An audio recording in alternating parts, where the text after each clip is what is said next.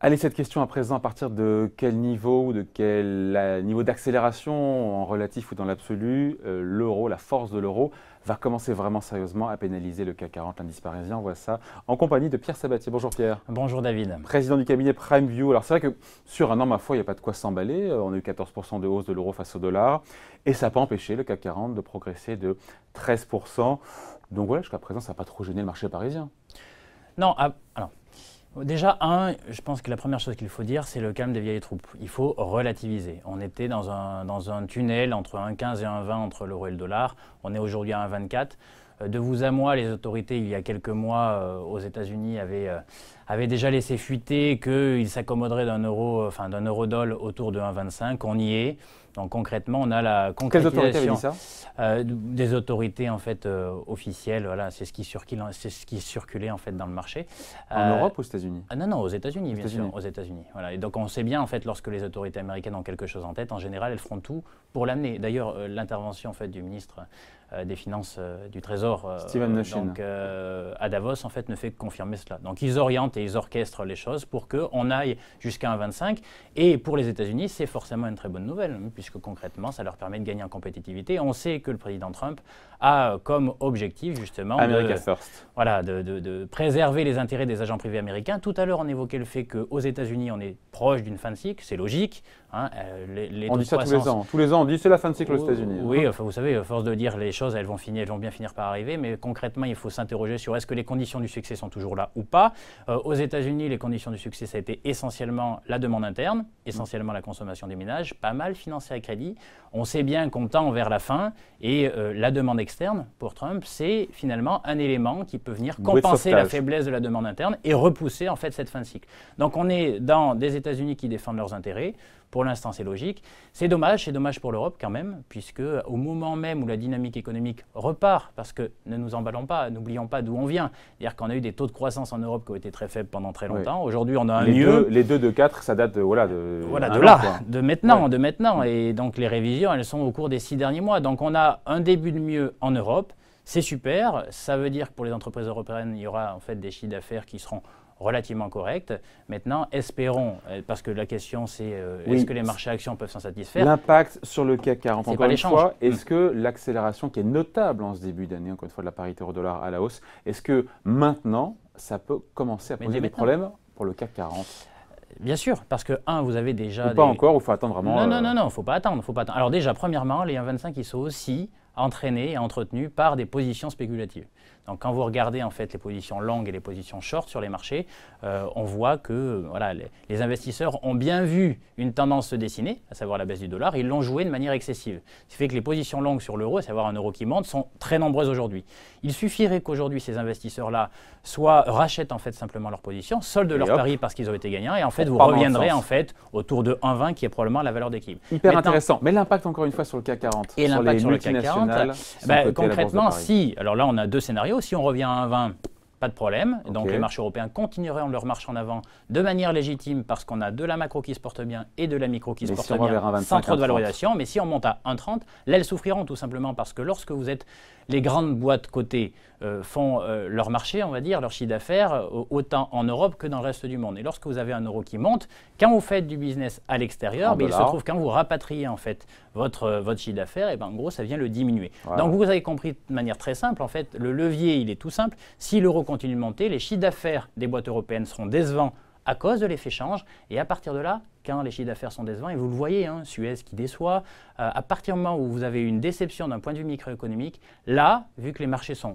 très bien valorisés, à partir du moment, on décroche et on décroche fortement. Et donc c'est vraiment le sujet du CAC 40, c'est que si on allait au-delà, via le levier de la microéconomie, des déceptions en fait sur les résultats d'entreprise, là ça pourrait peser sur les marchés actions européens, ça serait très injuste parce qu'on a déjà un marché actions européen très en retard par rapport aux États-Unis, mais bon. Voilà, ils ont des pilotes qui sont extrêmement habiles. Et en avance sur nous, notamment sur le cycle. Mais est-ce qu'on peut calculer, Pierre, l'impact est-ce qu'on peut économétriquement se dire si on arrive à un euro-dollar à 1,30 cette année, voilà, ça va réduire de temps les chiffres d'affaires, donc de temps les bénéfices. Vous pourriez le faire. Alors, c'est compliqué parce que déjà, il faut arriver à répertorier. Donc ça, c'est répertorier en fait l'ensemble des chiffres d'affaires zone par zone et faire les calculs à travers les taux de change parce qu'il n'y a pas que le dollar qui compte, c'est vis-à-vis de toutes les monnaies. Donc ça serait possible. Mais ce n'est pas ça en fait qui ferait véritablement en fait, le coût sur les marchés. C'est les anticipations. C'est pour calculer quelles corrections à attendre justement. Mais non, vous ne pouvez pas parce que la correction à attendre, c'est pas en fait. Il faut avoir en tête que la valeur d'une action, c'est une question philosophique. Il n'y a pas de vraie valeur. Quand j'entends dire les marchés sont trop chers ou pas assez chers, non. Le prix, c'est le rapport momentané entre une offre de papier, un besoin de financement et une demande, une épargne disponible, donc une demande d'investissement. Point. Et donc concrètement, la microéconomie n'est là que pour nous donner une indication quant à la capacité de la gouvernance de l'entreprise à créer plus de richesse demain qu'aujourd'hui. Point. Et après, derrière la valeur, ça peut… Donc, tout à l'heure, j'entendais dire les marchés sont trop chers, ils vont tomber. Non. En termes de timing, il faut qu'il y ait des conditions pour qu'ils tombent. La seule chose que ça nous apprend, c'est si les marchés corrigent, lorsqu'ils sont chers, mais ils corrigeront fortement. Point. Il n'y a aucun élément de timing dans cela. Ce n'est pas parce que c'est haut qu'on tombe. Simplement, c'est quand on tombe plus bas. Donc il y a la microéconomie, il y a les résultats d'entreprise qui évidemment sont un driver important de la valeur ou du cours d'une action, mais il y a aussi l'offre et la demande, le besoin d'épargne qui s'investit en actions ou ailleurs, et là pour le coup l'un peut compenser l'autre. C'est ça que vous nous dites. Enfin, alors en Europe, reprenons à la base, aujourd'hui les marchés actions qui devraient monter le plus sont européens. Clairement, on disait ça il y a un an, on disait ça il y a 2 ans. Non, c'est faux. Parce que le seul argument à l'époque était un argument, il y a un décalage ou un retard sur les actions, sauf que les fondamentaux n'étaient pas là. Pour dire ça, il faut qu'il y ait des fondamentaux. Les fondamentaux, c'est très simple. La macro, avec des conditions de financement et des taux d'intérêt qui sont très bas, donc donne une bonne microéconomie, ce qui fait qu'on peut aller jouer les actions européennes. D'autant plus qu'en plus en Europe, il y a une taille du gâteau à se partager pour les actifs financiers qui naturellement augmente chaque année. Pour une raison très simple, il faut l'avoir en tête, notre zone, et on est les seuls au monde quasiment, est très vertueuse puisqu'il y a peu de déficit public, au détriment 1% en moyenne. C'est rien. Comparé aux États-Unis et comparé au Japon. Ils sont autour de 5%. Aux États-Unis encore ils ont augmenté cette année, ils seront entre 4 et 5%. Là, on est à 1 en zone euro, en déficit public.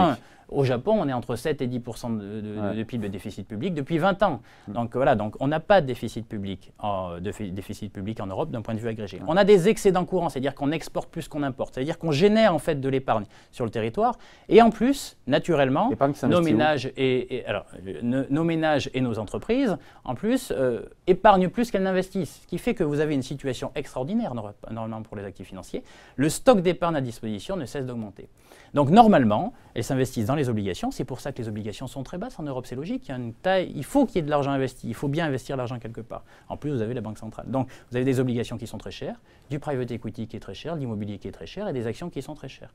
Le problème de l'Europe, qu'est-ce que c'est? Ce sont les États-Unis. Parce qu'en face de nous, qui jouent le rôle en fait qui viennent siphonner finalement notre épargne surnuméraire qui devrait faire monter nos actifs, elles ont plutôt tendance, en tout cas elles empêchent les actifs américains de corriger parce que eux c'est tout l'inverse. Déficit public, déficit courant et un niveau d'épargne trop faible par rapport à leur niveau d'investissement. On revient au sujet, même si on est dans le sujet, le point de bascule en termes de parité euro-dollar. Maintenant, on est dessus. Il ne faut pas aller au-delà. On y est parce que si on va au-delà, là ça va commencer à coincer pour le coup en termes de valorisation. Et ça peut entraîner pour le coup une correction sur le CAC 40. Alors espérons que les propos qui seront tenus dans le communiqué de presse tout à l'heure en fait, de la Banque Centrale Européenne aient conscience de cela et en tout cas ne surestime pas les pressions inflationnistes en Europe. J'entendais dire qu'il y en a extrêmement peu en réalité, premièrement. Et deuxièmement, ne sous-estime pas l'effet change qui va avoir un impact direct sur les chiffres d'affaires de nos entreprises internationales et qui se traduira forcément par une décote encore supplémentaire de nos marchés actions.